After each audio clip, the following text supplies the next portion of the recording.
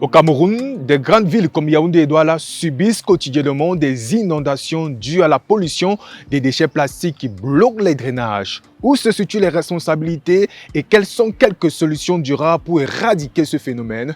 Mesdames, Messieurs, voilà autant de questions que nous allons essayer de répondre tout au long de ce magazine. Bienvenue à EcoSafe, votre magazine de l'environnement.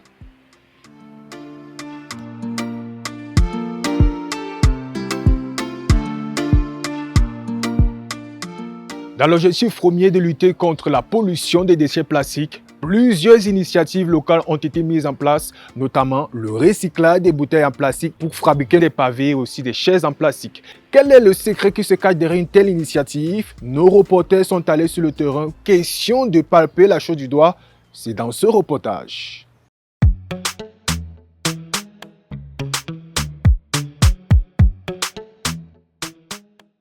Chaque année, le Cameroun produit des milliers de tonnes de déchets plastiques. Des sacs, des bouteilles et des emballages envahissent des rues, des marchés et des cours d'eau.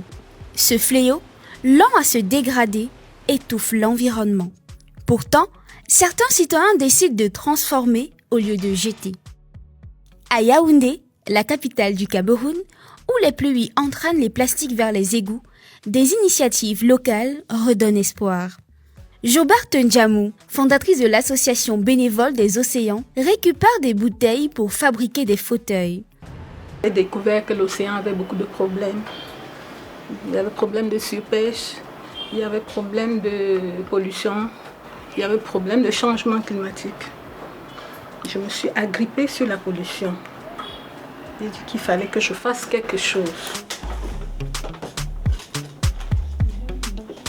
Depuis 2017, son action gagne en visibilité et inspire d'autres bénévoles. La grande aventure date de 2017. Donc c'est là où j'ai commencé à confectionner les bouteilles en plastique. Un fauteuil prend 500 bouteilles. Elle vise surtout à sensibiliser la jeunesse à l'écologie.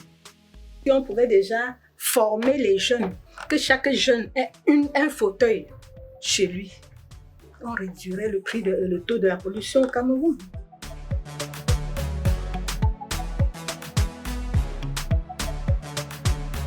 À quelques rues de là, une transformation d'un tout autre genre. Nelson Tindio transforme les déchets plastiques en matériaux de construction avec son entreprise Demaplastu Cameroun. Nous sommes ici à notre usine de transformation et de valorisation des déchets plastiques en pavé, en bus, en borne. Le processus, trier, broyer, fondre, mélanger au sable, mouler. Là, comme vous pouvez le voir, ils sont en train de remuer la pâte, qui est en fait du bitume. N'oubliez pas que le plastique, c'est un déchet de la transformation du pétrole brut. Donc, c'est un déchet et lorsque on le chauffe comme ça et on le met des agrégats, il se transforme en bitume. Et après là, on va le mouler. Résultat, des matériaux solides et durables. Une vraie alternative aux matériaux classiques. Bien que limitées, ces initiatives locales sont des réponses concrètes à la crise écologique. De simples objets revalorisés prouvent qu'un autre avenir, plus durable, peut naître à partir de nos déchets. Après ce reportage d'Émilie Bouguen et de Junior Paguet, nous sommes allés à la rencontre d'un journaliste et environnementaliste. Blondel Silenou est notre guide.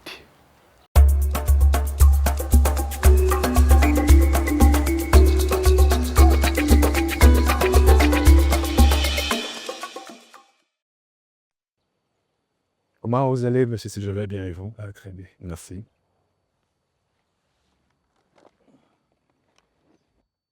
Alors, monsieur Silono, une fois de plus, bonjour. Bonjour. Alors, en 2023, le constat est alarmant. 6 000 tonnes de déchets étaient produits au Cameroun. Alors, comment évaluez-vous l'impact de la pollution plastique dans l'écosystème camerounais en particulier? Alors, l'évaluation de la problématique de la pollution due aux déchets au Cameroun doit se faire sur plusieurs prismes. Nous prendrons premièrement le prisme de la gestion de la biodiversité. Vous savez qu'une très mauvaise gestion des déchets a un impact crucial sur la biodiversité.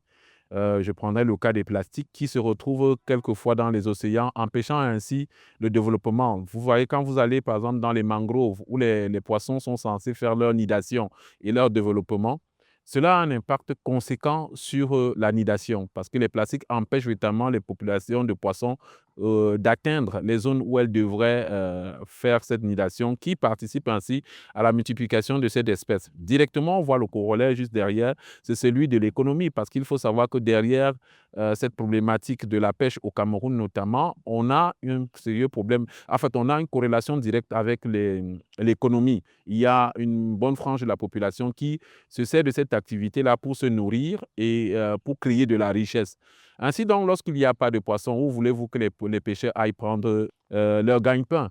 Ça pose donc un problème économique et de ce fait-là, les populations sont donc malheureusement impactées. Il y a une plénitude, ainsi je ne pourrais m'arrêter dans de facteurs qui montrent très bien que le plastique a une incidence considérable sur notre santé, sur l'environnement dans lequel on est. Et une étude approfondie permettrait certainement de dégager des chiffres très alarmants. Et il faut quand même aussi savoir que le gouvernement fait assez d'efforts, même si ça se limite encore majoritairement sur le papier. Du point de vue international, on a récemment les négociations internationales on a baptisées INC 5.2, qui malheureusement ont été un véritable échec. Pour vous, à quel niveau ça coïncide? Tout naturellement, vous savez, quand on parle du plastique et quand on aborde ces problématiques-là, on aborde la problématique du pétrole globalement. On aborde bien d'autres enjeux qui vont qui vont bien au-delà du simple plastique que vous et moi nous rencontrons dans la rue. D'accord? Donc, partant donc de cela, il y a des enjeux économiques importants pour certaines nations. Les nations occidentales qui font tourner à plein régime leurs économies n'ont pas trouvé, malheureusement, n'ont pas trouvé assez intéressant pour le moment de pouvoir limiter ou bien pouvoir avoir des accords contraignants parce que les pays en développement voulaient des accords contraignants qui devraient inciter ainsi les États à véritablement s'investir dans la production des plastiques. Quelles sont, selon vous, les solutions concrètes et durables que vous pouvez recommander pour réduire drastiquement les déchets plastiques en Afrique de façon générale, au Cameroun de façon particulière?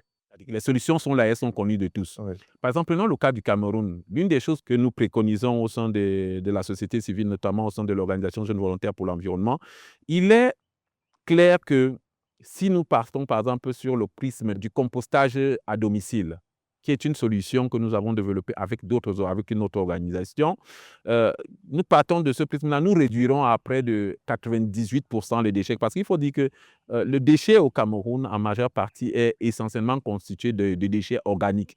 Maintenant, en ce qui concerne les déchets plastiques, on peut les réduire davantage.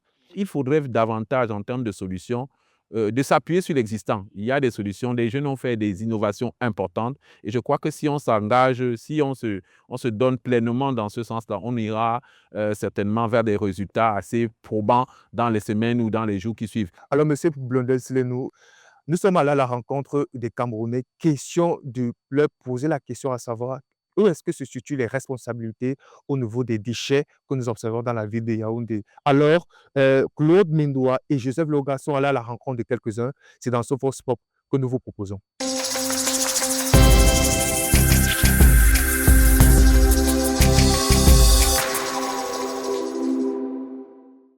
La faute est de deux côtés en fait.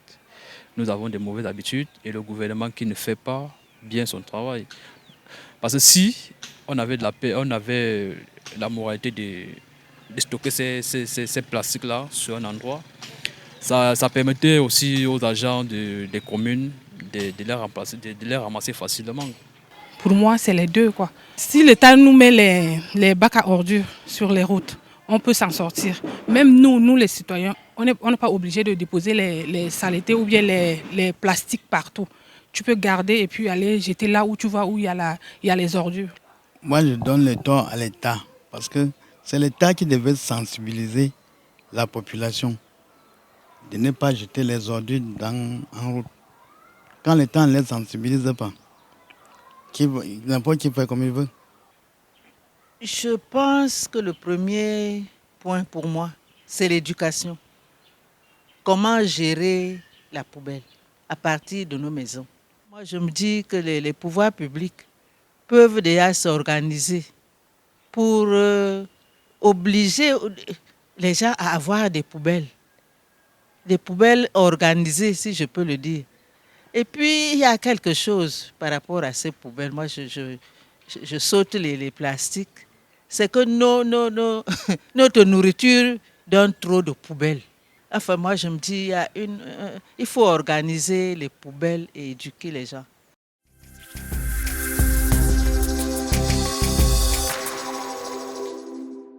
Alors, on va bientôt mettre un terme à cet échange. On va revenir sur le rôle du citoyen. Quel rôle les citoyens, les entreprises et on a parlé du ministère de façon générale, le gouvernement, doivent jouer pour diminuer la crise environnementale actuelle que rencontre le Cameroun? Je prendrai d'abord les entreprises. De nombreuses entreprises se vantent d'être des entreprises citoyennes. Elles doivent effectivement, donc, en tant qu'entreprises citoyennes, mettre à disposition des organisations que nous représentons quelquefois le minimum de ressources nécessaires pour pouvoir conduire à bien des initiatives qui permettraient de collecter. Maintenant, le citoyen lambda a un rôle prépondérant. Quand vous dites à un Camerounais de ne plus jeter les déchets plastiques à travers un taxi ou bien en marchant dans la rue, il a l'impression que ça ne le concerne pas. Mais le palu dont il souffre, il pense que ça vient d'où? Les inondations dont ils sont victimes, ils pensent que ça vient d'où? C'est bien à la conséquence de cet incivisme-là. Donc, il est important que nous investissions aussi sur la dimension, c'est-à-dire à la fois la dimension mobilisation des ressources à travers le secteur privé, qui peut dans ce cas-là jouer un rôle très important, et maintenant la dimension information, éducation et communication, et voire sensibilisation, qui peut revenir cette fois-là donc aux citoyens lambda. Monsieur Blondin, nous merci d'avoir accepté notre invitation. Je renouvelle ça quand vous voulez. Merci.